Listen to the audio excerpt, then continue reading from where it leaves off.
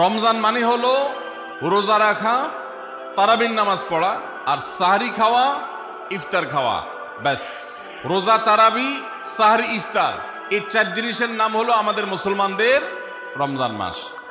অথচ আমাদের প্রিয় নবী সাল্লাল্লাহু আলাইহি ওয়াসাল্লাম রমজান মাসে এই 4 কাজের বাইরে আরো অনেক আমল, অনেক কর্মসূচি, অনেক কার্যতালিকা, অনেক আমলের তালিকা তিনি আমাদেরকে দিয়েছেন, যেটা আমরা মুসলমানরা অনেকেই জানি না। তো আজ আমরা নবী করিম সাল্লাল্লাহু আলাইহি সাল্লাম আমাদেরকে রমজান মাসে যে সমস্ত আমল করতে বলেছেন, আমরা সেই সমস্ত আমলের কথা আপনাদের সঙ্গে খুব সংক্ষেপে শেয়ার করব ইনশাআল্লাহ।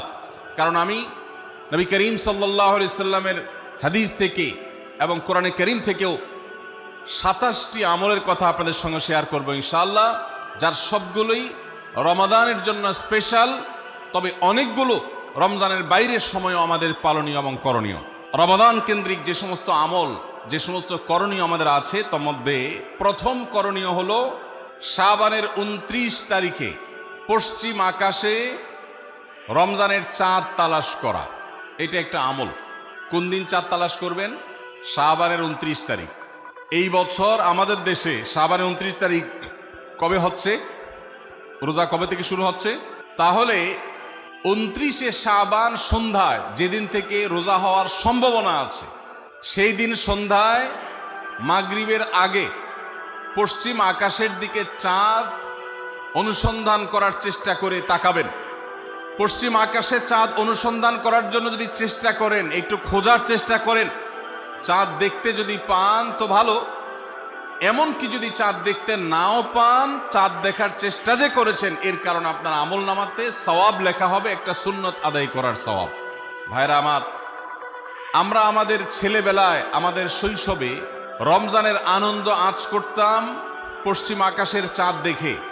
ঈদের আনন্দের সূচনা এবং শুরুই হতো ঈদের চাঁদ দেখার মধ্য দিয়ে। এমন একটা সময় আমরা এখন এসে পৌঁছেছি, যেই সময়ে সবাই চাঁদ তালাশ করে, কিন্তু সেটা আকাশে না, ফেসবুকে। ঠিক না বে ঠিক? চাঁদ কি ফেসবুকে উঠে না আকাশে উঠে? তাহলে সবাই যদি ফেসবুকে চাঁদ তালাশ করেন, আকাশে চাঁদ দেখবে কে? ও ইসলামী ফাউন্ডেশনের হেলাল কমিটি, চাঁদ দেখা কমিটির কিছু মানুষ, তাদের উপরে নির্ভর করে 18-20 কোটি মানুষ তারা ফেসবুকে তাকায় আস। এটা খুবই দুর্ভাগ্যজনক একটা বাস্তবতা। নবী করিম সাল্লাল্লাহু আলাইহি সাল্লামের হাদিসটা আমরা লক্ষ্য করি, তিনি বলেছেন, সুমু লিরুইয়াতিহি ওয়া আফতিরু লিরুইয়াতিহি, তোমরা চাঁদ দেখে সিয়াম সাধনা করবে, চাঁদ দেখে রমাদান উদযাপন করবে, চাঁদ দেখে রমাদানের ইবাদত বন্দেগী করবে, আর চাঁদ দেখে তোমরা ঈদ উদযাপন করবে।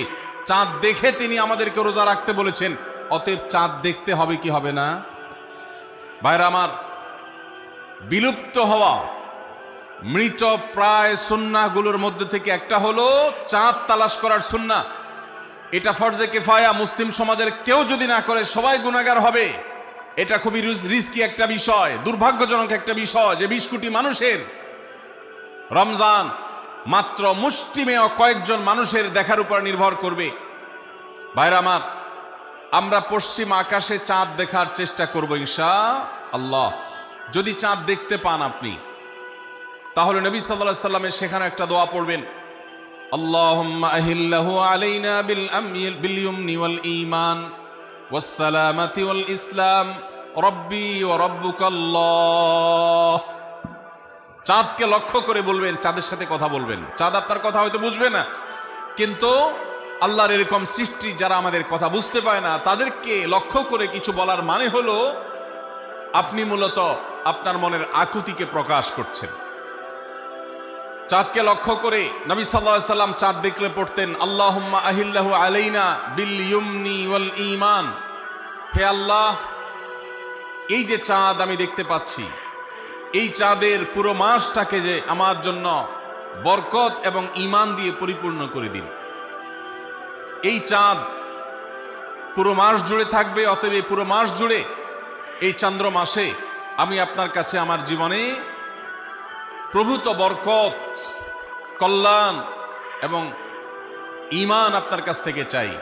ওয়াস সালামাতি ওয়াল ইসলাম, এবং আমি নিরাপত্তা চাই এই চাঁদ, এই চান্দ্র মাস আমার জন্য যেন নিরাপদ হয় এবং ইসলামের সাথে যেন এই মাস আমি অতিবাহিত করতে পারি, ইমানের সাথে যেন অটল অবিচল থাকতে পারি। রব্বি ও রব্বুকাল্লাহ, হে চাঁদ, তোমার সৃষ্টিকর্তা পালনকর্তা আর আমারও পালনকর্তা এক আল্লাহ। ভাইরা আমার, চাঁদ দেখার চেষ্টা করা যাবে তো ইনশাআল্লাহ? সোশ্যাল মিডিয়াতে আপনি চাঁদের খবর খোঁজেন, দোষ নাই, কিন্তু আমরা সবাই যদি সোশ্যাল মিডিয়াতে চলে যাই, পশ্চিম আকাশে চাঁদটা দেখবে কে? দুর্ভাগ্য। মসজিদ মাদ্রাসার ছাত্ররা, ওলামা একরাম, তারাও চাঁদ তালাশ করতে দেখা যায় খুবই কম, খুবই নগণ্য। আল্লাহ তাআলা আমাদের সবাইকে মৃত প্রায় সুন্নাহকে জিন্দা করার তৌফিক দান করুন। এই বছর 29শে রমাদান শুক্রবারে হবে না শনিবারে হবে? কে কে চাঁদ দেখবেন হাত তোলেন। আল্লাহ আমাদের সবাইকে চাঁদ দেখার তৌফিক দান করুন। মৃত সুন্নাহকে জিন্দা করার নিয়ে তো চাঁদ দেখবেন ইনশাআল্লাহ। আল্লাহ আমাদের সবাইকে আমল করার তৌফিক দান করুন। ভাইরা আমার, তাহলে রমজান কেন্দ্রিক প্রথম আমল পেয়ে গেলাম, প্রথম কর্মসূচি পেয়ে গেলাম, সেটা হলো শাবানের শেষ তারিখে পশ্চিম আকাশে চাঁদ তালাশ করবো ইনশাআল্লাহ। নাম্বার 2, রমজানের দ্বিতীয় আমল, যেটা রমজানের প্রধান আমল মূলত কি সেটা বলেন দেখি। রমজানের প্রধান আমল কি ভাই? রোজা রাখা। মাশাআল্লাহ, উত্তর সঠিক। রমজান মাসের প্রধান আমল হলো রোজা রাখা। রোজা রাখার চাইতে মাসের বড় কোনো আমল হতে পারে না। রোজা রাখা রমজানের সুন্নত না মুস্তাহাব? ফরজ। ফরজ মানে হলো আল্লাহর সেই নির্দেশ, যেই নির্দেশ লঙ্ঘন করলে জাহান্নামের শাস্তি অবধারিত, জাহান্নামের শাস্তি এড়ানো যাবে না, যে নির্দেশ মান্য করা আবশ্যক, এরকম একটি ফরজ। ইসলামের স্তম্ভ কয়টা ভাই? 5টা। নবী করিম সাল্লাল্লাহু আলাইহি সাল্লাম বলেছেন, বুনিয়াল ইসলামু আলা খামস। ইসলাম দাঁড়িয়ে আছে 5টি ফাউন্ডেশনের উপরে, 5টি খুঁটির উপরে, 5টি ভিত্তির উপরে। সেই 5টি ভিত্তির 1 নম্বর হলো শাহাদাতি আল্লাহ ইলাহা ইল্লাল্লাহ ওয়া আন্না মুহাম্মাদান রাসূলুল্লাহ। আল্লাহ ছাড়া ইবাদত এবং উপাসনার উপযুক্ত আর কেউ নাই, আর মুহাম্মদ সাল্লাল্লাহু আলাইহি সাল্লাম আল্লাহর পাঠানো রাসূল, এই কথার সাক্ষ্য মুখে দেওয়া, এটা হলো 1 নম্বর স্তম্ভ। স্তম্ভ নম্বর 2, 5 ওয়াক্ত নামাজ আদায় করা। স্তম্ভ নম্বর 3, যাকাত আদায় করা, যাদেরকে আল্লাহ সামর্থ্য দিয়েছেন, সচ্ছলতা দিয়েছেন। স্তম্ভ নম্বর 4, হজ করা। স্তম্ভ নম্বর 5, রমজানের রোজা রাখা। তবে অনেক হাদিসে রমজানের রোজাকে 4 নম্বরে আর হজকে 5 নম্বরে রাখা হয়েছে। তাহলে রমজান মাসের রোজা রাখা এটা শুধু ফরজ না, মৌলিক ফরজ। নবী করিম সাল্লাল্লাহু আলাইহি সাল্লাম বলেছেন, যদি কেউ জীবনে একটি রোজাও শরিয়া গ্রাহ্য ওজর ছাড়া কেউ যদি ভঙ্গ করে, রোজা না রাখে, রমজানের পরে যদি সে সারা জীবনও রোজা রাখে, দায় মুক্ত হয়তো হয়ে যাবে। সে কাজা আদায় করেছে, কাফারা আদায় করেছে, দায় মুক্ত হয়তো হয়ে যাবে, কিন্তু রমজানের একটা রোজা রেখে আল্লাহর কাছে যে পরিমাণ মর্যাদার অধিকারী হওয়ার কথা, সারা জীবন রোজা রেখেও রমজানের ওই একটা রোজার ক্ষতিপূরণ করা সম্ভব নয়। এই জন্য সবাই রমজান মাসে ফরজ রোজা রাখবো তো ইনশাআল্লাহ। সকল প্রাপ্তবয়স্ক সুস্থ ইমানদারের জন্য রমজানের রোজা রাখা ফরজ। ভাইরা আমার, পৃথিবীতে আজ অনেক বিজ্ঞানী রোজা বা ফাস্টিং এর উপরে গবেষণা করে অনেক বড় বড় পদক, অনেক বড় বড় পুরস্কার জিতেছে। এখন ডাক্তাররাও আমাদেরকে বলে যে একটা সময় আমরা যেন ফাস্টিং করি, একটা সময় আমরা যেন না খেয়ে থাকি, এটা আমাদের স্বাস্থ্যের জন্য ভালো। নবী সাল্লাল্লাহু আলাইহি সাল্লাম সেই 1500 বছর আগে আল্লাহর দেয়া বিধান আমাদেরকে জানিয়েছেন। রমজানে পুরো মাস রোজা, শাবানে মুহররমে বেশি বেশি নফল রোজা, সোমবার বৃহস্পতিবার সাপ্তাহিক রোজা, চাঁদের 13, 14, 15 আইয়ামে বীজের মাসিক রোজা। নিয়মিতভাবে এই রোজা, এই সিয়ামগুলো যদি পালন করি আমরা, তাহলে আল্লাহর সন্তুষ্টি এবং জান্নাত লাভ যেমন হবে, ঠিক একইভাবে আমরা দুনিয়াতে সুস্থ সবল থাকতে পারবো। আমাদের শরীরে অতিরিক্ত যে চর্বি তৈরি হয়, বিশেষ করে আজকের বিশ্ব বাস্তবতায়, এই চর্বিগুলোকে বার্ন করার জন্য রোজার কোনো বিকল্প নাই। যদিও চর্বি বার্নের উদ্দেশ্যে রোজা রাখলে সে রোজা রোজা নয়। আমাদের উদ্দেশ্য হবে আল্লাহর সন্তুষ্টি অর্জন, পাশাপাশি পার্থিব উপকারিতা এমনি পেয়ে যাব। আল্লাহ আমাদের সবাইকে রমজান রোজা রাখার তৌফিক দান করুন। ভাইরা আমার, নবী করিম সাল্লাল্লাহু আলাইহি ওয়াসাল্লাম তিনি বলেছেন, যে ব্যক্তি রমজানে ঈমান এবং ইখলাসের সাথে আল্লাহকে খুশি করবার জন্য রমজান রোজা রাখবে, আল্লাহ তার পূর্বের সমস্ত গুনাহ মাফ করে দিবেন। অনেক যুবক আছেন গ্যাস্ট্রিকের অজুহাতে, অনেকে আছেন প্লাস্টিকের অজুহাতে রোজা রাখেন না। কারো গ্যাস্ট্রিক, কারো প্লাস্টিক। সামান্য একটু রোজা রাখতে যে যুবক পারে না, সে নিজেকে মুসলিম দাবি করে কোন মুখে? মাত্র 12-14 ঘন্টা যে না খেয়ে থাকার মতো চ্যালেঞ্জ নিতে পারে না, সে আবার কিসের মুসলমান দাবি করে নিজেকে? এই জন্য ভাইরা সবাই রোজা রাখবো তো ইনশাআল্লাহ। বাসা বাড়িতে বাচ্চাদেরকে কৈশোর বয়স থেকে তাদেরকে রোজা রাখতে শেখাবেন। সাহাবায়ে কেরাম আশুরার রোজা পর্যন্ত বাচ্চাদেরকে রাখাতেন এবং তাদেরকে খেলনা দিয়ে ভোলাতেন, রোজা রাখতে তাদের সাহায্য করতেন। আজ এমন এক প্রজন্ম আমরা গড়ে তুলছি, যেই প্রজন্ম শুধু ভোগ শিখেছে, ত্যাগ শিখে নাই। বাচ্চা কাচ্চাদেরকে দেখবেন মা বাপ বড় বড় মোবাইল, স্মার্টফোন তাদের হাতে তুলে দিচ্ছেন। তারা মুখ দিয়ে কোনো কথা বললেই সেটা নেওয়ার জন্য, কেনার জন্য বাপ মা অস্থির ব্যাকুল হয়ে যাচ্ছেন। তাদেরকে সংগ্রাম, ত্যাগ, চ্যালেঞ্জ নেওয়া, এগুলো তাদেরকে শেখাচ্ছেন না। মনে রাখবেন, ভোগ করতে কোনো যোগ্যতার দরকার হয় না, ত্যাগ করতে যোগ্যতার দরকার হয়। ভোগ করতে সবাই পারে, ত্যাগ করতে সবাই পারে না। এই জন্য সন্তানকে ভোগ নয়, ত্যাগ শেখাতে হবে। আল্লাহ আমাদেরকে তৌফিক দান করুন। আপনার বাচ্চা যদি রোজা রাখা শিখে, শখ করে রোজা রাখে, তাকে বাধা দিবেন না, তাকে রোজা রাখতে দিবেন। কারণ সে রোজা রাখার মধ্য দিয়ে গরিব অভাব মানুষের কষ্ট অনুভব করবে, ফিল করবে। সে রোজা রাখার মধ্য দিয়ে আল্লাহর নৈকট্যের ফিলিংস তার মধ্যে আসবে, ইসলামী সংস্কৃতিকে সে অনুভব করবে, আঁচ করবে। এই জন্য সন্তানকে কৈশোর বয়স থেকেই, কিশোর বয়স থেকেই তাকে রোজা রাখতে সাহায্য করবেন ইনশাআল্লাহ। ঠিক আছে না ভাই? বাচ্চাদের প্রথম হয়তো রোজা অর্ধেক রাখবে, দুপুরে ভেঙে ফেলবে, এরপর না হয় বিকাল পর্যন্ত রাখবে, এরপর না হয় সন্ধ্যা পর্যন্ত রাখবে, কিন্তু অভ্যাস তাকে গড়ে তুলতে হবে। আল্লাহ আমাদেরকে তৌফিক দান করুন। ভাইরা আমার, তাহলে রমজানের প্রধান আমলে রোজা রাখা। এই রোজা ইচ্ছাকৃত শরিয়া গ্রাহ্য ওজর ছাড়া ভাঙা জায়েজ নাই, হারাম। যদি কেউ ভাঙে অথবা না রাখে সে ফাসিক। অতএব এই রোজার চর্চা আমাদের করতে হবে। আল্লাহ আমাদের সবাইকে তৌফিক দান করুন। তাহলে 3 নম্বর আমল হলো রমজান মাসের, 2 নম্বর আমল হলো রমজান মাসে রোজা রাখা। 3 নম্বর আমল হলো রাতে তারাবির নামাজ আদায় করা। রাতে কি আদায় করা ভাই? তারাবির নামাজ আদায় করা কি ফরজ না নফল? ফরজ না সুন্নত? সুন্নত, সুন্নতে মুআক্কাদা। নবী করিম সাল্লাল্লাহু আলাইহি সাল্লাম বলেছেন, মান কামা রমাদানা ঈমানান ওয়া ইহতিসাবা গুফিরা লাহু মা তাকাদ্দামা মিন যামবি। যে ব্যক্তি রমজান মাসে রাতে দাঁড়িয়ে তারাবির নামাজ পড়বে, তার পূর্বের সমস্ত গুনাহ খাতা মাফ করে দেওয়া হবে। এই জন্য তারাবির নামাজ পড়বো তো ইনশাআল্লাহ। তারাবির নামাজ 4G গতিতে হবে না 5G গতিতে? কি বলেন? 4G না 5G? ভাইরা আমার, সব কিছুতে গতি ভালো না, সব কিছুতে গতি ভালো না। নেটের গতি যত বেশি হয় তত ভালো, কিন্তু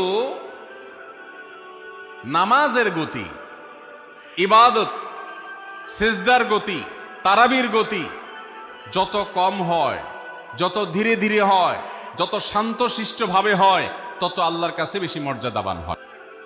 অতএব মহল্লার হাফেজ সাহেবদেরকে তাড়াতাড়ি নামাজ শেষ করার জন্য দৌড়ের উপর রাখবেন। ক্রিকেট খেলা আছে হুজুর, আজকে একটু খেয়াল রাখেন, বলবেন। ভাইরা আমার, আমরা তারাবির নামাজের কথা যখন স্মৃতিতে, কল্পনায় আমরা ভাবি, তখন আমাদের স্মৃতিতে তুফান মিল মার্কা একটা নামাজ ভেসে উঠে। ঠিক না বে ঠিক? 5 ওয়াক্ত নামাজ এত তাড়াহুড়া করা হয় না তারাবি যত। অথচ তারাবি এটা তারবিহার এর বহু বচন, আরবি শব্দ, যার অর্থ হলো আরামের সাথে, ধীরস্থিরতার সাথে, রেস্ট করে করে যে নামাজ আদায় করা হয় তার নাম তারাবি।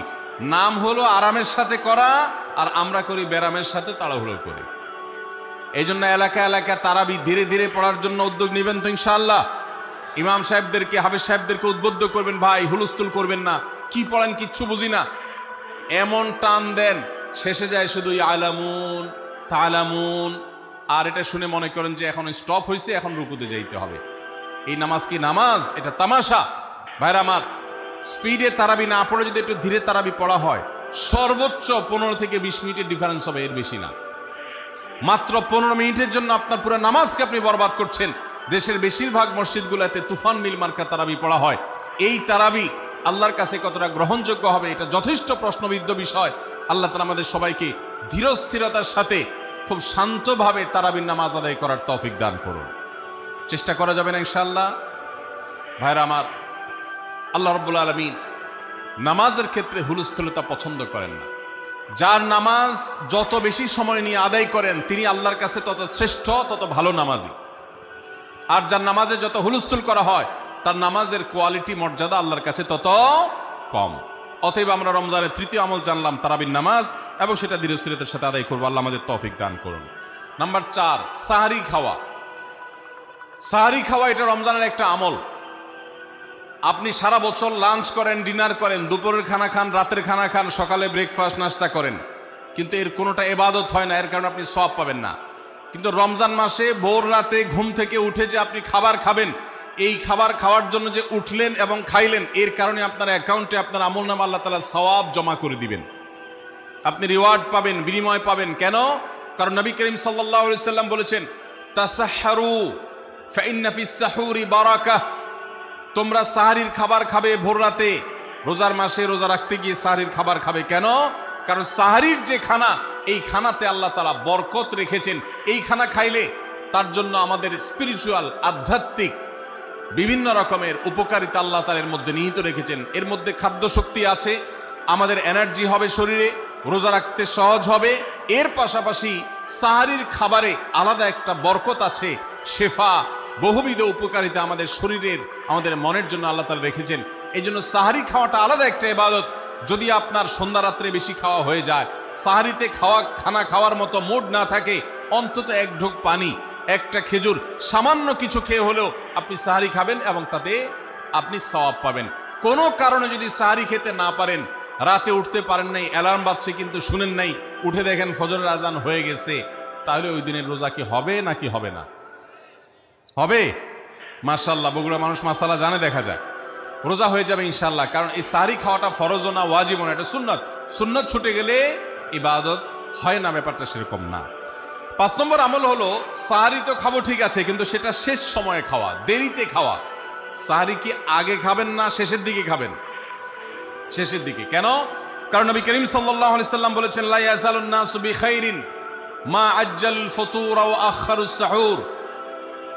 এই উম্মত, মুসলিম জাতি ততদিন পর্যন্ত কল্যাণের উপর প্রতিষ্ঠিত থাকবে, তারা কল্যাণকে স্পর্শ করতে পারবে যতদিন পর্যন্ত তারা সাহারি তাড়াতাড়ি খাবে না দেরিতে খাবে? দেরিতে খাবে। আর ইফতার তাড়াতাড়ি করবে। তাহলে সাহারি দেরিতে খাওয়া হলো সুন্নত। আমাদের দেশে গ্রামে অনেক মুরব্বীরা এখনো আছেন, রাত 12টা, 1টা, 2টা বাজে সাহারি খেয়ে শুয়ে থাকেন। তারা চিন্তা করেন পরে খাইতে গেলে আবার বর্ডার ক্রস হয়ে যায় কিনা, সীমা লঙ্ঘন হয়ে যায় কিনা, রিস্ক নেওয়ার দরকার কি, এই জন্য 12টার সময় খেয়ে রাখি। এটার কারণে সাহারি খাওয়ার সওয়াব পাবেন ঠিকই, কিন্তু দেরিতে সাহারি খাওয়ার যে সুন্নত, সেই সুন্নত আদায় হবে না। এই জন্য দেরিতে খাবেন।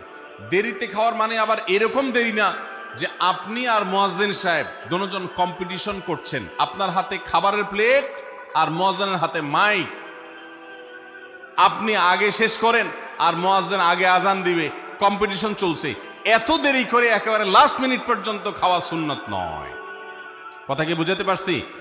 কয়েক মিনিটের গ্যাপ রেখে তারপরে খাবার শেষ করবেন। কারণ নবী করিম সাল্লাল্লাহু আলাইহি সাল্লাম সাহরি খেয়ে শেষ করে ফজর নামাজ শুরু করতেন, এর মধ্যে 50টা আয়াত পড়ার মতো গ্যাপ রাখতেন, অর্থাৎ প্রায় 10 মিনিটের মতো একটা গ্যাপ থাকতো। এই জন্য আমরা একটা গ্যাপ রেখে তারপর সাহরি শেষ করব। অর্থাৎ ফজরের আজান যদি হয় উদাহরণস্বরূপ 5টা 25-এ বা 30-এ, তাহলে আমরা 2-4 মিনিট আগে সাহরি খেয়ে শেষ করবো ইনশাআল্লাহ। তাহলে সাহরি দেরি করে খাওয়া, শেষের দিকে খাওয়াটা সুন্নত। আল্লাহ আমাদেরকে আমল করার তৌফিক দান করুন। রমজান মাসে সাহরির নামে একটা নতুন নাটক শুরু হয়েছে এদেশে, সেটার নাম হলো সাহরি পার্টি। আপনারা শুনেছেন? বিশেষ করে শহরের ছেলেফেলেরা, ইউ পোলাপান, তারা আজকাল ভোর রাতে বন্ধু বান্ধব সহ রেস্টুরেন্টে গিয়া সাহারি পার্টির আড্ডা বাইর করছে। শয়তানি এবং ফাইজলামির আর কোনো জায়গা নাই, সাহারির জন্য পার্টি বাইর করছে, তাও আবার ছেলে মেয়ে একসাথে মিলেমিশে। ভাইরা আমার, সাহারি খাওয়া ইবাদত, এবং সাহারির এই সময়টা দোয়া কবুলের সময়, তাহাজ্জুদের সময়। আল্লাহ তাআলা দুনিয়ার আকাশ থেকে ডেকে ডেকে বান্দাকে ক্ষমা করেন। এই সময়টাতে আড্ডাবাজি করা, এটা হতভাগা ছাড়া আর কারোর কোনো কাজ হতে পারে না। এরপরে 6 নম্বর আমল হলো ইফতার করা। রোজা রেখেছেন কিন্তু ইফতার করেন নাই, রোজা হয়ে যাবে কিন্তু সুন্নাত আদায় হবে না, এজন্য ইফতার করা একটা সুন্নাত। আল্লাহ তাআলা আরহামুর রাহিমিন, এমন একটা মাস রমজান মাস, সারা বছর কিন্তু আমরা নাস্তা করি, সারা বছর যেটা নাস্তা করি রমজানে সে নাস্তাই করি। পার্থক্য হলো সারা বছর নাস্তা করি সকালে, রমজান নাস্তা করি সন্ধ্যায়। মানুষ দীর্ঘ সময় না খেয়ে থাকার পরে যে খাবার খায় সেটাকেই ব্রেকফাস্ট বলে, সেটাকেই নাস্তা বলে। আরবিতে যে ইফতার বলা হয়, এই ইফতার শব্দের অর্থ কিন্তু নাস্তা। ইফতার শব্দের অর্থ কি? নাস্তা। সারা বছর নাস্তা খেলে কোনো সওয়াব হবে, কিন্তু রমজান মাসে আপনি যদি সারাদিন উপবাস থাকার পর সন্ধ্যায় ব্রেকফাস্ট করেন, অর্থাৎ ইফতার করেন, তাহলে আল্লাহ তাআলা আপনাকে সুন্নাত পালন করার সওয়াব দিবেন। এই জন্য ভাই, ইফতার করা একটা সুন্নাত। 7 নম্বর, ইফতার আবার তাড়াতাড়ি করা আরেকটা সুন্নাত। এটা 7 নম্বর আমল, ইফতারটা একটু তাড়াতাড়ি করা। তাড়াতাড়ি করা মানে কি? সূর্য ডুবার 2-4 মিনিট আগে। কি বলেন? তাহলে তাড়াতাড়ি কেমনে হলো? তাড়াতাড়ি মানে হলো সূর্য ডুবার সাথে সাথে করা, বিলম্ব বা দেরি না করা। নবী করিম সাল্লাল্লাহু আলাইহি ওয়াসাল্লামের এই হাদিস আবারও আমরা স্মরণ করি। তিনি বলেছেন, লা ইয়াজালুন নাসু বিখাইরিন মা আজ্জালুল ফুতুর ওয়া আখারুস সুহুর। এই মানুষ, এই উম্মত ততদিন কল্যাণের উপরে প্রতিষ্ঠিত থাকবে যতদিন তারা ইফতার তাড়াতাড়ি করবে আর সাহরি দেরিতে করবে। ইফতার তাড়াতাড়ি করা এর মানে হলো সূর্য ডুবছে আর দেরি করবেন না। শিয়ারা এবং ইহুদিরা, তাদের মধ্যে রোজা আছে, ফাস্টিং আছে, তারা সেই রোজায় ইফতার করে হলো চতুর্দিক অন্ধকার হয়ে যাওয়ার পর, সূর্য ডুবার পর পর ইফতার করে না। তো এই জন্য নবী সাল্লাল্লাহু আলাইহি সাল্লামের আদর্শ হলো তার বিপরীত, অর্থাৎ সূর্য ডুবার পর পর ইফতার করে ফেলা, অতিরিক্ত বিলম্ব না করা। আল্লাহ আমাদেরকে আমলের তৌফিক দান করুন। 8 নম্বর আমল হলো ইফতারের দোয়া পড়া। ইফতারের দোয়া জানা আছে ভাই? কি দোয়া? আমরা একটা দোয়া কমন জানি বাংলাদেশে মানুষ, সেটা হলো আল্লাহুম্মা লাকা সুমতু আলা রিজকিকা আফতারতু। এটাও হাদিসে বর্ণিত হয়েছে, কিন্তু হাদিসের সনদ নিয়ে অনেকেই কোনোটা নিয়ে আলাপ তুলেছেন, প্রশ্ন তুলেছেন। আল্লাহুম্মা লাকা সুমতু মানে হলো, হে আল্লাহ, আপনার উদ্দেশ্যে রোজা রেখেছি, ওয়া আলা রিজকিকা আফতারতু, এবং আপনার দেওয়া রিজিক দিয়ে ইফতার করেছি। আর ইফতারের আরেকটা দোয়া হলো যাহাবাজ জামা ওয়াবতাল্লাতিল উরুক ওয়া সাবাতাল আজরু ইনশাআল্লাহ। এটা একটা দোয়া। যদি এগুলো দোয়ামূলক নয়, আমরা দোয়া বলছি, এটা মূলত আল্লাহর কাছ থেকে একটা প্রত্যাশা। এর অর্থ হলো যাহাবাজ জামা, আমার পিপাসা দূর হয়ে গেছে, ওয়াবতাল্লাতিল উরুক, আমার শিরা উপশিরাগুলো সব সিক্ত হয়ে গেছে, ওয়াসাবাতাল আজরু ইনশাআল্লাহ, এবং আল্লাহ চাহেন তো এই রোজার বিনিময় আমার সাব্যস্ত হয়ে গেছে, আল্লাহর কাছে এটা স্থির হয়ে গেছে। এটা হলো ইফতারের দোয়া। ইফতারের দোয়াটা কি ইফতারের আগে করব না পরে করব? ইফতারের দোয়াটা যারা ইফতারের আগে করার পক্ষে তারা হাত তোলেন। অল্প সংখ্যক মানুষ, আর বাকিরা সবাই কি পরের পক্ষে না মাঝখানের পক্ষেও আছেন লোক? সব পরের। মাশাআল্লাহ, সব সূক্ষ্ম সূক্ষ্ম মাসআলা দেখি গাবতলী মানুষ জানে, মাশাআল্লাহ, অনেক অগ্রসর দেখা যায়। আল্লাহ আমাদের সবাইকে দ্বীনের জন্য কবুল এবং মঞ্জুর করুন। মাশাআল্লাহ। ভাইরা আমার, ইফতারের দোয়াটা ইফতারের পরে করতে হয়, যেটা বেশিরভাগ মানুষ জানে না, কিন্তু আমি অবাক হলাম যে এখানে বেশিরভাগ মানুষ আপনারা জানেন। মাশাআল্লাহ, নলেজেবল মানুষ, বোঝা গেছে। ইফতারের দোয়ার অর্থের দিকে তাকালেই তো বোঝা যায় এটা আগে না পরে। দোয়ার অর্থের মধ্যে তাকালে আমরা দেখতে পাচ্ছি যে আল্লাহ শিরা উপশিরা সিক্ত হয়ে গেছে, পিপাসা দূর হয়ে গেছে, এগুলো তো ইফতারের পরেই হয়। অবশ্য আমি অর্থ আগে বলে দিছি, সেটা দেখে হয়তো আপনারা অনেকে বুঝে ফেলছেন। মাশাআল্লাহ। তো যাই হোক, ইফতারের শুরুতে বিসমিল্লাহ বলে ইফতার করব, আর শেষে এই দোয়া পড়ব। আল্লাহ আমাদেরকে আমলের তৌফিক দান করুন। 9 নম্বর হলো সাহরি এবং ইফতারে খেজুর খাওয়া। খেজুর দিয়ে সাহরি ইফতার করা। ইফতারে আপনি অন্য যা খান না খান, খেজুর দিয়ে খাবেন। নবী সাল্লাল্লাহু আলাইহি সাল্লাম আদা পাকা আদা খেজুর দিয়ে ইফতার করতেন, যেটাকে রোতাব বলা হয়। আর যদি সেটা না পাওয়া যেত সাধারণ যে কোনো খেজুর, সেটাও না পাওয়া গেলে একটু পানি খেয়ে তারপর তিনি ইফতার করতেন। আমরা ইফতারে খেজুর খেতে হয় সুন্নাহ, এটা আমরা জানি, কিন্তু যেটা জানি না সেটা হলো সাহারিতে খেজুর খাওয়া। ভোর রাতে সাহারিতে খেজুর খাওয়া সুন্নত, এটা আগে কে কে জানতেন? হাত তোলেন। আগে জানতেন? মাশাআল্লাহ, হাত নামান। গত বছর রমজানে সাহারিতে ভাত তরকারি যাই খাইছেন না খাইছেন, একটা হলো খেজুর খাইছেন, কারা কারা হাত তোলেন? মাশাআল্লাহ, এদিকে সব আমল করা মানুষ, মাশাআল্লাহ। তাহলে তার ওয়াজ টোয়াজের কোনো দরকার নাই। এত নলেজেবল মানুষ, এত আমলদার মানুষ যদি এলাকায় থাকে, তাহলে ওয়াজের দরকারটা কি? আল্লাহ আমাদের সবাইকে আমলের তৌফিক দান করুন। ভাইরা আমার, ইফতারে খেজুর খাওয়া যেমন সুন্নাত, সাহরিতেও খেজুর খাওয়া সুন্নাত, কিন্তু খেজুর খাওয়া কোনো ফরজ ওয়াজিব না। খেজুরের দাম বেশি হয়ে গেছে, আপনি কিন্তু অপারক। যদি একটা খেজুরও পুরো রমজানে না খান, আপনার রোজার কোনো অসুবিধা হবে।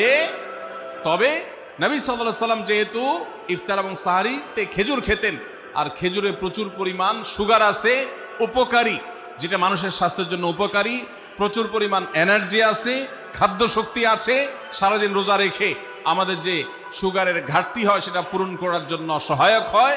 এই জন্য সাহরি এবং ইফতারে খেজুর খাওয়া এমনিতেও উপকারী। আর নবী সাল্লাল্লাহু আলাইহি ওয়াসাল্লামের সুন্নাত, তিনি বলেছেন নি'মা সাহুরুল মুমিনি আত-তামার, ইমানদারের সাহারির আইটেমের মধ্যে সবচেয়ে বেস্ট উত্তম হলো খেজুর। এই জন্য অন্য যাই খান না খান, একটু হলো, এক পিস হলো খেজুর খাবেন, ইনশাআল্লাহ সুন্নাত আদায় করার নিয়তে খেলে এই সুন্নাতটা আদায় হয়ে যাবে, আল্লাহ তাআলা তা চাহেন তো। তাহলে 9 নম্বর আমল পেলাম হলো সাহরি এবং ইফতারিতে খেজুর খাওয়া। 10 নম্বর আমল হলো সকল প্রকার পাপাচার বর্জন করা, গুনাহের কাজ থেকে বিরত থাকা। এইটা হলো রমজান মাসের দ্বিতীয় সর্বোচ্চ গুরুত্বপূর্ণ আমল। সিরিয়ালে আমরা 10 নম্বরে বলেছি, কিন্তু 27টা রমজানের স্পেশাল আমলের মধ্যে সবচেয়ে গুরুত্বপূর্ণ আমল হলো রোজা রাখা, আর দ্বিতীয় সর্বোচ্চ গুরুত্বপূর্ণ আমল হলো সব ধরনের পাপাচার বর্জন করা, গুনাহের কাজ ত্যাগ করা। যদি কেউ রমজানে রোজা রাখে, আবার চোখ দিয়ে হারাম জিনিস মোবাইলে দেখে, স্ক্রিনে দেখে, পত্রিকার পাতায় দেখে, অফলাইনে দেখে, পরনারীর দিকে তাকায় থাকে, সে যদি কান দিয়া হারাম জিনিস শুনে, গান বাদ্য, এই সমস্ত কিছু সে যদি উপভোগ করে, তাহলে তার এই রোজা আর উপোস থাকার মধ্যে কোনো পার্থক্য। মনে রাখবেন, রোজা শুধু পেটের হয় না, রোজা চোখের হয়, রোজা কানের হয়, রোজা হাতের হয়, রোজা মুখের হয়, রোজা শরীরের প্রত্যেকটা অঙ্গ প্রত্যঙ্গের হয়। একজন মানুষ যখন তার পুরো শরীরের রোজা করে, সে যখন সকল অঙ্গ প্রত্যঙ্গ দিয়ে আল্লাহর আনুগত্য করে, আল্লাহর নাফরমানি থেকে বেরিয়ে আসে, তখন সে সত্যিকারের রোজাদার হয়। আর যে শুধুমাত্র দিনের বেলায় পানাহার বর্জন করে, যৌনাচার বর্জন করে, আর সমস্ত পাপাচার অপকর্ম সে যথারীতি অন্য সময়ের মতো রমজান মাসেও করে, এই রোজাদার পেটের রোজা রেখেছে, কিন্তু তার শরীরের অন্য অন্য অঙ্গ প্রত্যঙ্গগুলো আল্লাহর কথা শুনে নাই, সেগুলো কিন্তু রোজা রাখে নাই। এই রোজা আল্লাহর কাছে মাকবুল এবং গ্রহণযোগ্য রোজা হতে পারে না। অতএব আমরা রমজান মাসে সব ধরনের গুনাহের কাজ বর্জন করবো তো ইনশাআল্লাহ। প্রিয় ভাইরা আমার, রোজা কিন্তু আমাদের সাথে কথা বলে। রোজার ভাষা আমরা অনেকে জানি না, কি বলে সেটা অনেকে বুঝি না, কিন্তু রোজা আমাদের সাথে কথা বলে। কি কথা? সিয়াম শব্দের অর্থ, আমরা যেটাকে রোজা বলছি সেটা কোরআনের ভাষায় বলা হয় সিয়াম, হাদিসে বলা হয়েছে সেটাকে সওম বা সিয়াম। এই সওম বা সিয়াম একই শব্দ, এর অর্থ হলো বিরত থাকা। এর অর্থ হলো কি ভাই?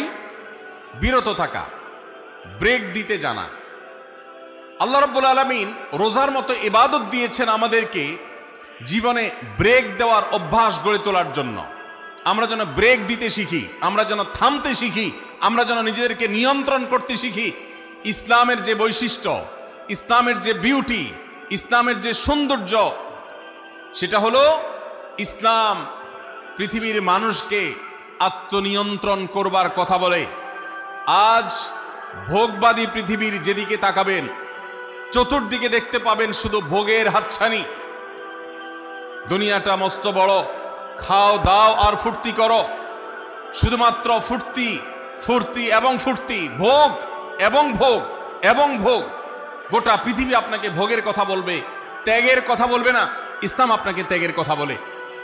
আপনি ঈদ উদযাপন করবেন, ঈদ উল ফিতর, সেখানে পর্যন্ত ইসলাম বলে আগে গরিবের বাসায় ফিতরা পৌঁছাবে, তারপর তুমি ঈদগাহে যাবে, ঈদের আনন্দ করবে। আপনি কোরবানির ঈদে পশু জবাই করে গোশত খাবেন, উৎসব করবেন, ইসলাম বলে ভালো কথা, তুমি উৎসব করবে, তোমাকে উৎসব করতেই দেওয়া হয়েছে, কিন্তু আগে গরিবের বাসায়ও গোশত পাঠাবে ঈদের, সেটা নিশ্চিত করবে, তার পাশাপাশি তুমি ঈদ উদযাপন করবে। আমরা যে রমজানের রোজা রাখি, এই রোজা আমাদেরকে বিরত থাকার কথা বলে। সেই বিরত থাকাটা কি? সেটা হলো আমরা যখন রোজা রাখি আমাদের পিপাসা হয়, আমাদের ক্ষুধা লাগে, পিপাসা হয়, আবার হাতের সামনে হয়তো পানিও আছে, আমার ক্ষুধা লাগে, হাতের সামনে হয়তো খাবারও আছে, কেউ দেখছেও না, সিসি ক্যামেরাও নেই, বদ্ধ রুমে কক্ষের মধ্যে, কিন্তু আমি রোজাদার।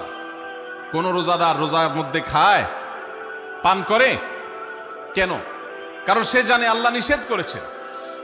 আমরা যখন ইফতার সামনে নিয়ে বসে থাকি সন্ধ্যাবেলায়, ভাইরা আমার, সারা বছর নাস্তা তো আল্লাহ তাআলা কম হোক বেশি হোক সবাইকে করার তৌফিক দেন, আমরা সবাই তো কম বেশি নাস্তা করি। সারা বছর আপনি যদি বুফে গিয়ে 100 আইটেমের নাস্তা দিয়েও আপনি খাবার গ্রহণ করেন, সকালের ব্রেকফাস্ট আপনি খান, ইফতারের সময় মাত্র 2-4টা আইটেম নিয়ে বসে থেকে আজানের জন্য, সূর্য ডুবার জন্য যে অপেক্ষা করেন, ওই অপেক্ষার সময় যে অবর্ণনীয় স্বাদ আর তৃপ্তি পাওয়া যায়, পৃথিবীর সমস্ত খাদ্য গ্রহণের মধ্যেও এই তৃপ্তি বা স্বাদ নাই।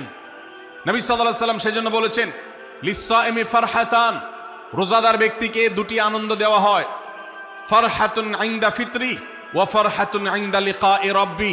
একটা আনন্দ হলো ইফতারের সময়, অবর্ণনীয়, ভাষায় প্রকাশ করবার অযোগ্য, কি ভালো লাগা কাজ করে।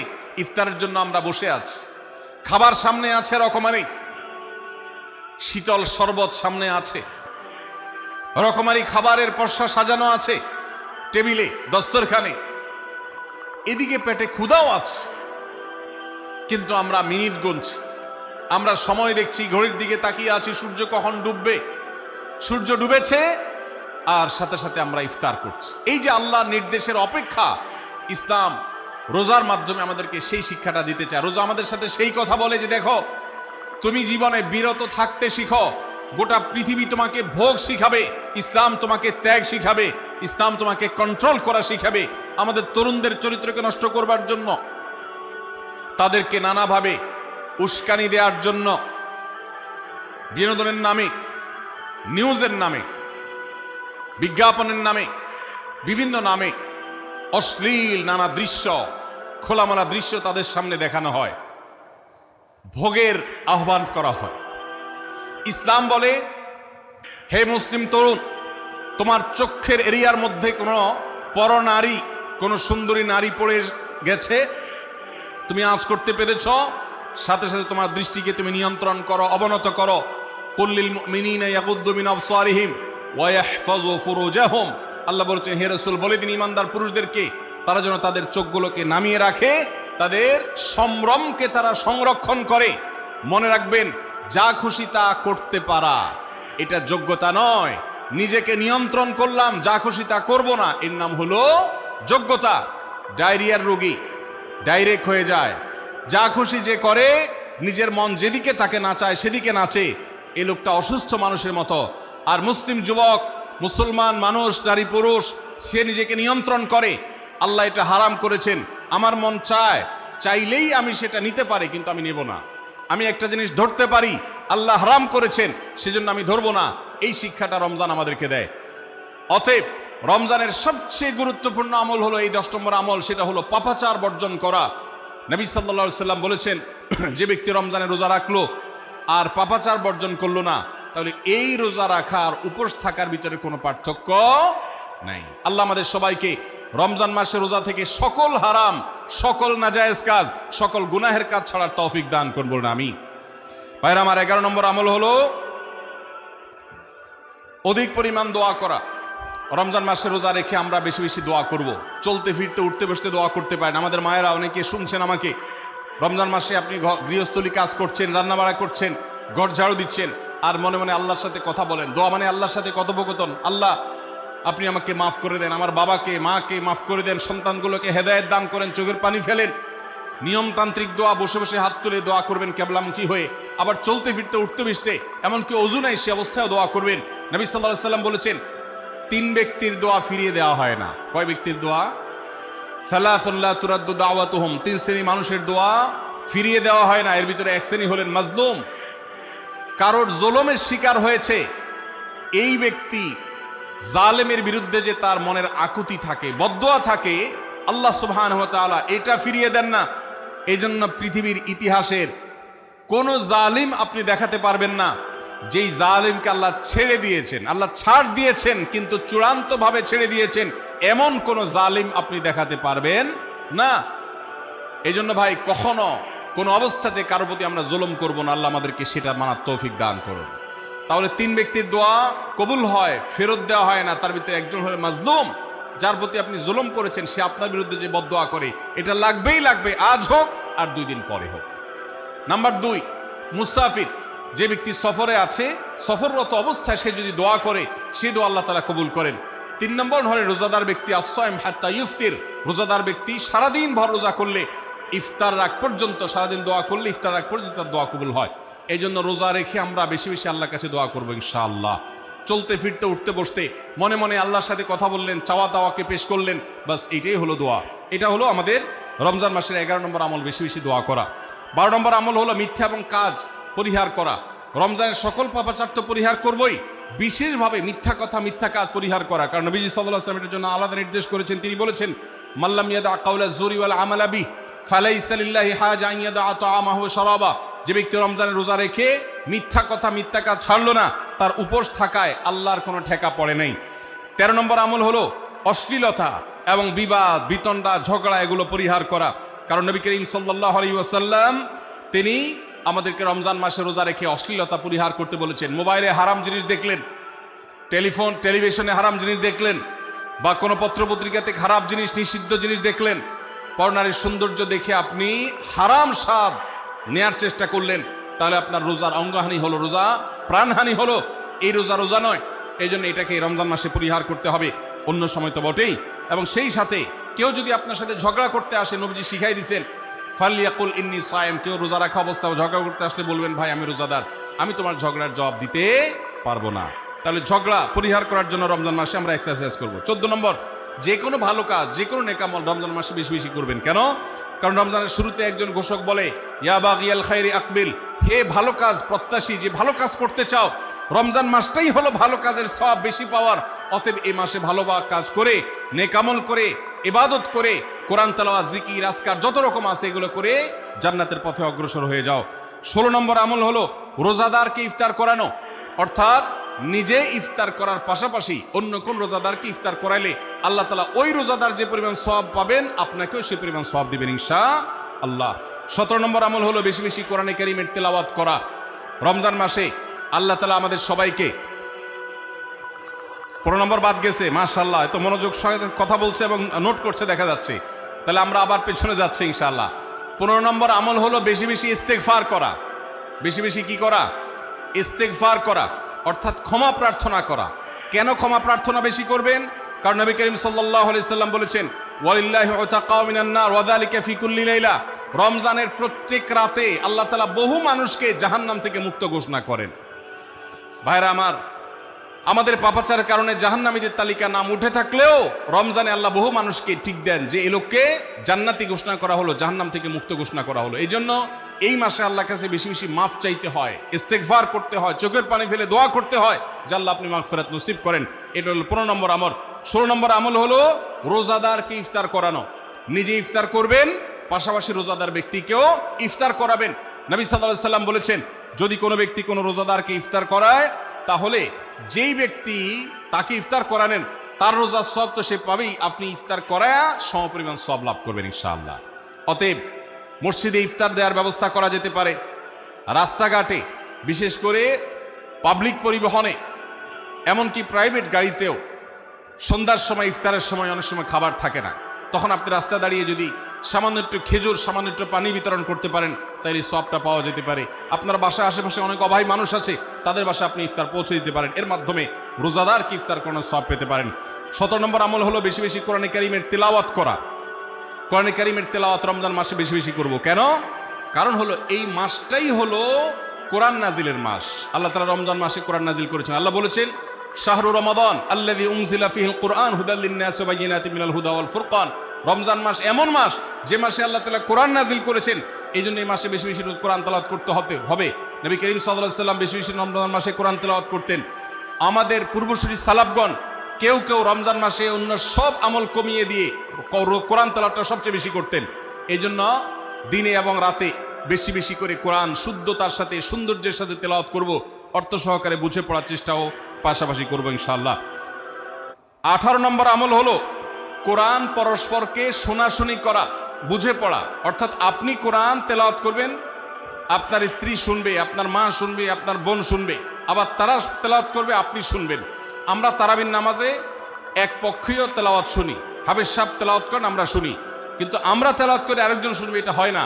নবী সাল্লাল্লাহু আলাইহি সাল্লাম রমজান মাস আসলে জিবরিল ফেরেশতার সাথে কোরআন শোনাশুনি করতেন। জিবরিল তেলাওয়াত করতেন, নবীজি শুনতেন, আবার আমাদের নবীজি তেলাওয়াত করতেন, জিবরিল শুনতেন। এটা একটা সুন্নত। এই সুন্নতটা বিলুপ্ত হয়ে গেছে, এটা নিয়ে চর্চা নাই।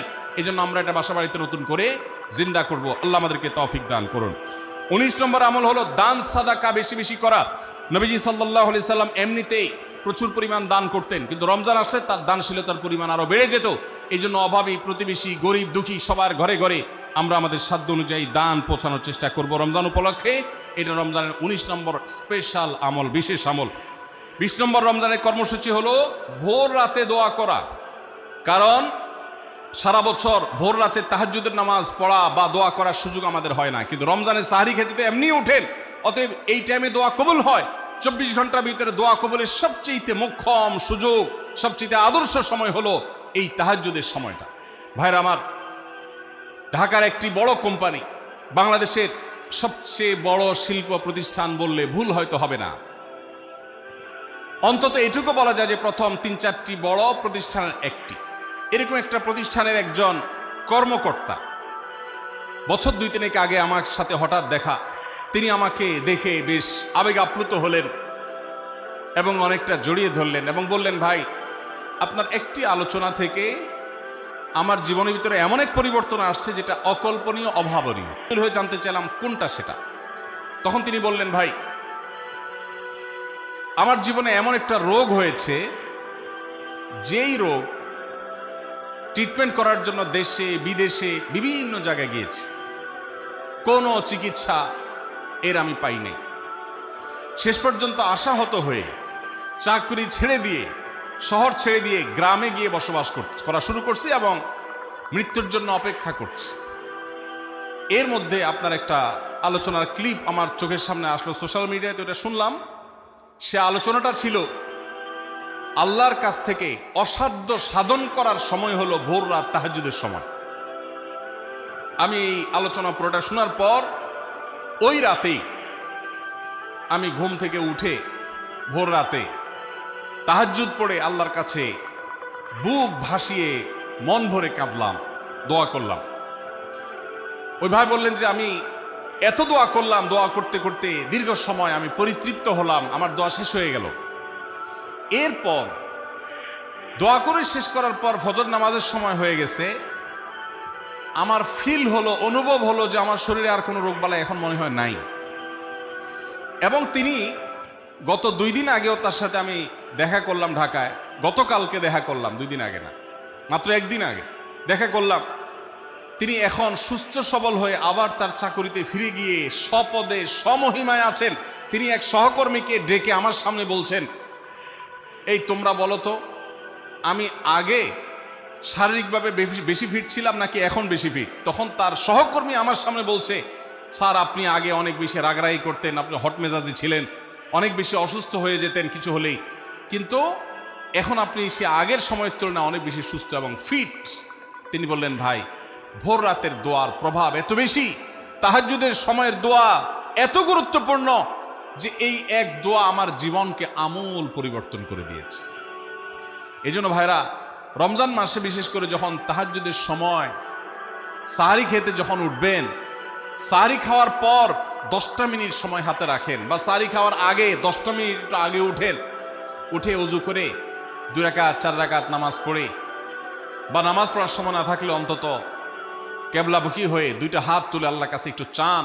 নবীজি সাল্লাল্লাহু আলাইহি সাল্লাম বলেছেন, রাতের শেষ প্রহর যখন হয়, দুনিয়ার আসমানে নেমে এসে আল্লাহ বান্দাদেরকে ডেকে ডেকে তাদের প্রত্যেকটা চাওয়া পূরণ করে দেন। এই জন্য ভাইরা, রমজান মাসে সাহরির সময় দোয়া কবুল হয়। রমজান উপলক্ষে বিশেষ করে এই আমলটা, সাহরির সময়ের আমলটা, আমরা দোয়া করার আমলটা করতে পারি। তাহলে 20 নম্বর আমল হলো তাহাজ্জুদের নামাজ এবং ভোর রাতের দোয়া। এটা অন্য সময় করা যায়, কিন্তু রমজানের সুযোগটা বেশি আসে, সেজন্য এটাকে রমজানের স্পেশাল আমল হিসেবে আমরা উল্লেখ করলাম। আল্লাহ আমাদেরকে সবাইকে তৌফিক দান করুন। সাহরি খেতে উঠলে একটু দোয়া করবো তো ইনশাআল্লাহ, 2-4 মিনিটের জন্য হলে দোয়া করব, একাকী নির্জনে আল্লাহর কাছে কেবলামুখী হয়ে। এর চেয়ে বড় দুর্ভাগ্যের বিষয় কি আছে যে আল্লাহ চাওয়ার জন্য ডাকছেন আর আমি অবহেলা করে বসে আছি। ভাইরা আমার, 5 ওয়াক্ত নামাজের জন্য মুয়াজ্জিন আপনাকে ডাকে, কিন্তু ভোর রাতে দোয়া কবুলের জন্য স্বয়ং আল্লাহ আপনাকে ডাকেন। অতএব সাহরি খেতে উঠলে ভোর রাতে সাহরির সময় একটু দোয়া করবো তো ইনশাআল্লাহ। 21 নম্বর আমল উমরা করা। যাদেরকে আল্লাহ তৌফিক দিয়েছেন তারা রমজানে উমরা করবেন, কারণ নবী করিম সাল্লাল্লাহু আলাইহি ওয়াসাল্লাম বলেছেন, উমরাতুন ফি রমাদান তা'দিলু হাজ্জা। রমজানে কেউ উমরা করলে একটা হজের সওয়াব পায়। কোন কোন হাদিসে আসছে তা'দিলু হাজ্জাতাম মাই, নবীজির সাথে হজের সওয়াব পাওয়া যায় রমজানে উমরা করলে। আল্লাহ আমাদেরকে যখন তৌফিক দিবে আমরা তখন সেটা করব ইনশাআল্লাহ। ঠিক আছে না? নিয়ত করেন, দোয়া করেন, আল্লাহ একসময় তৌফিক অবশ্যই দিবেন। 22 নম্বর আমল হলো রমজানের শেষ 10 দিন মসজিদে ইতিকাফ করা। গুরুত্বপূর্ণ একটা পয়েন্ট, মসজিদে ইতিকাফ করা। খুব মনোযোগ দিয়ে শুনি। রাসূল করিম সাল্লাল্লাহু আলাইহি সাল্লাম রমজানের রোজা ফরজ হওয়ার পর থেকে নিয়ে তার মৃত্যু পর্যন্ত 1টি বছরের জন্য রমজানের শেষ দশক মসজিদে ইতিকাফ করা ছাড়া ছিলেন না। একবার তিনি মসজিদে ইতিকাফে বসেছেন, কিন্তু ইমার্জেন্সি একটা কাজে মসজিদ থেকে তাকে বের হতে হয়েছে। এই জন্য তিনি পরের বছর 20 দিন ইতিকাফ করেছেন। 10 দিন হলো ওই বছরের, আর 10 দিন হলো আগের বছরে যে ইতিকাফ ভেঙে ফেলেছেন সেটার ইতিকাফের কাজা। তার মানে হলো নবীজির জীবনে কখনো ইতিকাফ 1 বছর একটা রমজান মাসেও ছাড়েন নাই। এত গুরুত্বপূর্ণ আমল যে রমজানের এই আমলটা তিনি কখনোই ছাড়েন নাই। দুর্ভাগ্য আমাদের, এখানেও হয়তো বেশিরভাগ মুসলমান আমরা জীবনে একবারের জন্য রমজানের শেষ 10 দিন ইতিকাফ করি নাই। যে আমল নবীজি জীবনে কখনো ছাড়েন নাই সেটা আপনি জীবনে একবারও করেন নাই। এর চাইতে বড় হতভাগা উম্মত আর কি হতে পারে? ভাইরা আমার, 3টি আমলের নগদ তৃপ্তি আমি অন্তত অনুভব করি। আমি আমার সে অভিজ্ঞতার আলোকে আপনাদেরকে উদাত্ত আহ্বান করতে চাই, রমজানের শেষ দশকে আপনারা ইতিকাফ করুন। যে 3টি আমলের তৃপ্তি, নগদ স্বাদ, অবর্ণনীয় ভালো লাগা কাজ করে, অন্তর্জগতে প্রশান্তিতে পরিপূর্ণ হয়ে যায়, সেই 3টি ইবাদতের একটি হলো আরাফাতের ময়দানের দোয়া। এটার সাথে কোনো কিছুর কম্পেয়ার হয় না। অবর্ণনীয় এক তৃপ্তি লাগে আরাফাতের ময়দানে দোয়া করতে। দ্বিতীয় হলো সিজদায় গিয়ে চোখের পানি ফেলে আল্লাহর কাছে দোয়া করতে অসম্ভব ভালো লাগা কাজ করে। ভোর রাতে দোয়াতেও একই স্বাদ পাওয়া যায়। আর 3 নম্বর হলো রমজানের শেষ দশকের ইতিকাফ। ইতিকাফ যে একবার করেছে সে জীবনে বারবার করে, তাকে আর ফেরানো যায় না। এই জন্য ভাইরা, রমজানের শেষ দশকে আমরা আল্লাহর ঘরে বসে গিয়ে ইতিকাফ করার চেষ্টা করবো তো ইনশাআল্লাহ। অনেক এলাকায় বৃদ্ধ মানুষ, বুড়া মানুষ বসায় দেওয়া হয় টাকা পয়সা দিয়ে। যে টাকা নিয়ে ইতিকাফ করে সেও গুনাহগার, আর যারা টাকা নিয়ে ইতিকাফে বসায় তারাও গুনাহগার, কারণ ইবাদত টাকা পয়সা দিয়ে চলবে না। রমজানের শেষ দশক মসজিদে ইতিকাফ করবো তো ইনশাআল্লাহ। আল্লাহ আমাদেরকে তৌফিক দান করুন। যুবক ভাইরা, একটাবার বসে দেখেন, অসম্ভব ভালো লাগা কাজ করে। মনে হয় যে আল্লাহর মেহমান আমি, এই ফিলটা হয়, কারণ আল্লাহর ঘরে এসে বসে আছেন আপনি কারোর কাছে কোনো কিছু চেয়েছেন, চাইতে চাইতে একটা পর্যায়ে তার পাও জড়িয়ে বসে গেলেন, একদম বসে গেলেন, তার ঘরের সামনে বসে পড়লেন। ইতিকাফটা অনেকটা এরকম। রমজানের প্রথম 20 দিন আল্লাহর কাছে হাত দিয়ে দোয়া করলাম, আর শেষ 10 দিন একজন মসজিদে গাট্টি মস্কা নিয়ে পড়ে গেলাম। ব্যাপারটা হলো কারোর পায়ে ধরে পড়ে যাওয়ার মতো। আশা করা যায় ইতিকাফকারীকে আল্লাহ তাআলা ক্ষমা না করে মসজিদ থেকে ফেরাবেন না। এই জন্য ইতিকাফ করার চেষ্টা করবো তো ইনশাআল্লাহ। আমরা ব্যস্ততার অজুহাত দেই। ভাইরা আমার, যে কোনো মুহূর্তে দুনিয়া থেকে চলে যেতে হতে পারে। এই জন্য এই রমজানে প্ল্যান করেন, যত ব্যস্ত হন না কেন। আমি তো আমার সমস্ত ব্যস্ততাকে এক পাশে ঠেলে রেখে আল্লাহ আমাকে যখন থেকে তৌফিক দিয়েছেন রমজানের শেষ দশকে ইতিকাফ ছাড়া বাইরে থাকবো এটা চিন্তাও করি না। এই জন্য যুবক ভাইদেরকে বলবো, প্রত্যেকটা মহল্লাতে 2 জন 5 জন 10 জন করে যুবকরা বসেন, কোরআনের গ্রুপ স্টাডি করেন, কোরআনের পাঠচক্র করেন, নিজেরা কোরআন হাদিসের আলোচনা করেন। রোনাজারি এবং দোয়া করেন। 10টা দিন আল্লাহর সাথে কানেক্টেড হওয়ার চেষ্টা করেন। 12 মাস ইবাদত, দাওয়াতের কাজ, ইসলামের কাজ করবেন, ইনশাআল্লাহ সেখানে বরকত পাবেন।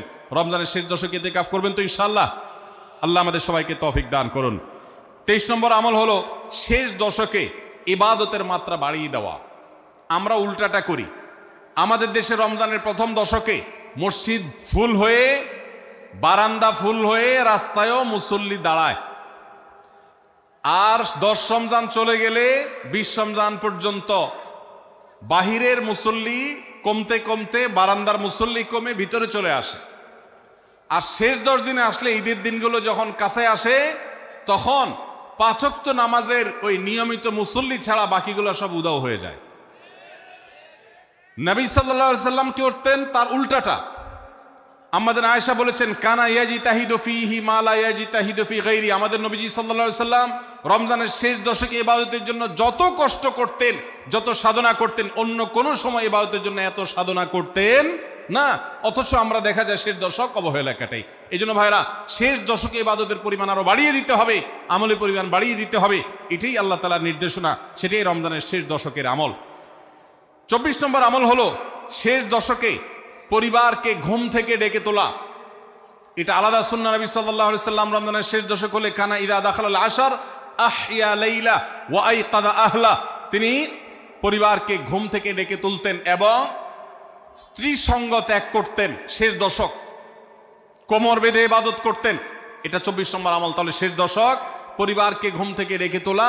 নবীজি অন্য কোনো সময় ঘুম থেকে ইবাদতের জন্য ডাকতেন না, নফল নামাজ যার ইচ্ছা সে পড়বে, যার ইচ্ছা পড়বে না। কিন্তু শেষ দশক এত বড় অফার, এত বড় সুযোগ, কারণ লাইলাতুল কদর শেষ দশকে আছে। এই জন্য এই দশকে ইবাদতের জন্য পরিবারকে তিনি ডেকে তুলতেন। তারা শুয়ে থাকুক, তিনি এটা সহ্য করতেন না। এই জন্য 24 নম্বর আমল হলো রমজানের শেষ দশকে পরিবারকে ঘুম থেকে ডেকে তোলা এবং স্ত্রী সঙ্গ ত্যাগ করা শেষ দশকের জন্য। 25 নম্বর আমল হলো লাইলাতুল কদর অনুসন্ধান করা।